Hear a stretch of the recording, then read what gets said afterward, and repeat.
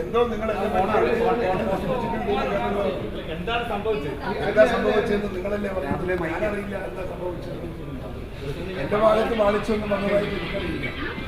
പ്രതിപക്ഷ നേതാവ് വരാൻ താമസത്തിനെ തുടർന്ന് താങ്കൾ ദേഷ്യപ്പെട്ടതായിട്ടാണ്. ഒരു ദേഷ്യപ്പെടരുത്. പ്രതിപക്ഷ നേതാവിന് ഞാനിതിന് ദേഷ്യപ്പെടണം. ഈ ദിവസങ്ങളിലെല്ലാം പരമാവധി മണിക്കൂറുകൾ നമുക്ക് വേണ്ടി നമ്മളോടൊപ്പം ഒരുമിച്ച് നടക്കുന്ന ഒരാളാണ് പ്രതിപക്ഷ നേതാവ്. ഞാൻ എന്തിനാണ് പക്ഷേ എങ്കിലും മാധ്യമങ്ങൾ കാണിച്ചൊരു അസ്വസ്ഥതയാണ്. ആ അസ്വസ്ഥത കണ്ടപ്പോൾ ഞാൻ പിന്നെ ദീപ്തിയോട് ചോദിച്ചു, എത്ര മണിക്കാൻ മാധ്യമങ്ങളെ വിളിച്ചു? 10 മണിക്കാന്ന് പറഞ്ഞു. അപ്പോൾ സമീപത്ത് 10:45 മറ്റേ 10:45 മറ്റേ. അപ്പം ഞാൻ പറഞ്ഞു, മണിത്തരയായോ, മാധ്യമങ്ങളുടെ ഒരു മര്യാദ കാണിച്ചില്ലല്ലോ എന്ന് എനിക്ക് പറഞ്ഞിട്ടുണ്ട്. അതിൻ്റെ അപ്പുറത്ത് യാതൊരു കാര്യവും ഞാൻ പറഞ്ഞിട്ടില്ല. മാത്രമല്ല എനിക്കതിനകത്ത് സതീശൻ എന്ന് പിന്നെ അദ്ദേഹത്തിന് വേറൊരു പ്രോഗ്രാമിൻ്റെ ഉദ്ഘാടനം ആലപ്പുഴ DCCയുടെ ഉദ്ഘാടന കർമ്മം അദ്ദേഹം നിർവഹിക്കാനുണ്ടായിരുന്നു. YMCയുടെ ചടങ്ങ്. അതിൻ്റെ അകത്ത് ആ ചടങ്ങിൽ പോയത് കൊണ്ടാണ്. ഏറെ വൈകിട്ടൊന്നുമില്ല. അദ്ദേഹത്തെ കുറച്ച് 5 മിനിറ്റ് നമ്മൾ തമ്മിൽ അഭിപ്രായ വ്യത്യാസമില്ല. നിങ്ങളിതൊന്നും കെട്ടിപ്പൊക്കി കൊണ്ടു നടന്നിട്ട് എന്തെങ്കിലും ഉണ്ടാക്കിയെടുക്കാമെന്ന് നിങ്ങൾ ശ്രമിക്കരുത്. ഞാൻ ഒരു കാര്യം പറയാം, ഞാൻ I am very straightforward. എവിടെയും എന്തിനും ഞാൻ ആരുടെ മുമ്പിലും ഞാൻ വളരെ നേരെ ചൊവ്വ എന്ന് പറയുന്ന ഒരാളാണ്. എനിക്ക് ഇതിനകത്തൊന്നും പിന്നെ പ്രശ്നവുമില്ല. എനിക്ക് എന്താ പറയുക, വളഞ്ഞ ബുദ്ധിയുമില്ല.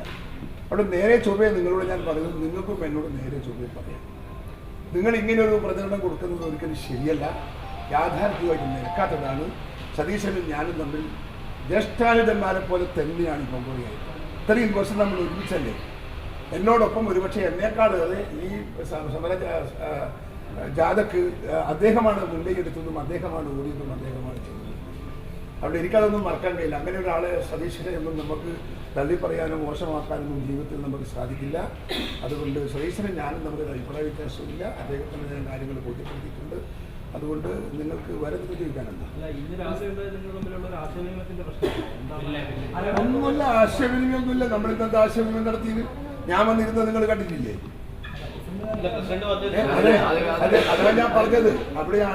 അവിടെ ഞാൻ നിങ്ങൾക്ക് വേണ്ടിയാണ് രണ്ട് വാക്ക് പറഞ്ഞത്.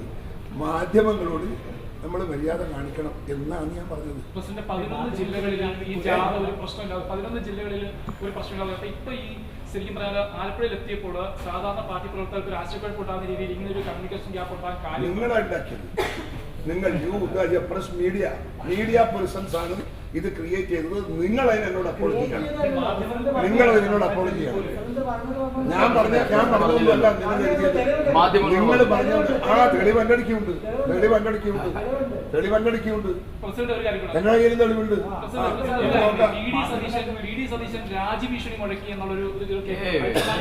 ഞാൻ ഇപ്പൊ സംസാരിച്ചിട്ടേ അതെ ഭക്ഷണം കഴിച്ചു. ഒരു ആരോടും ഭീഷണിപ്പെടുത്തിയിട്ടില്ല. അദ്ദേഹത്തിന്റെ മനസ്സിൽ ഈ സമരം, നമ്മുടെ ഈ ജാഥ ഒരു വൻ വിജയമാക്കി മാറ്റണമെന്ന ആഗ്രഹത്തിലാണ് അദ്ദേഹം. ഈ സംഭവത്തെ ചൊല്ലി ACCയുടെ ഇടപെടൽ എന്തെങ്കിലും ഉണ്ടായിട്ടുണ്ടോ? അയ്യോ, ACC രാഹുൽ ഗാന്ധിയാ? ഇല്ലല്ലോ. യേശുവാണെ പോയല്ലോ.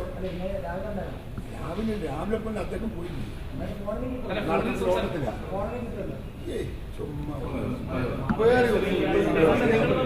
നിങ്ങൾ പൊട്ടിക്കുന്നുണ്ടെങ്കിൽ നല്ലോണം പൊട്ടിക്കണം.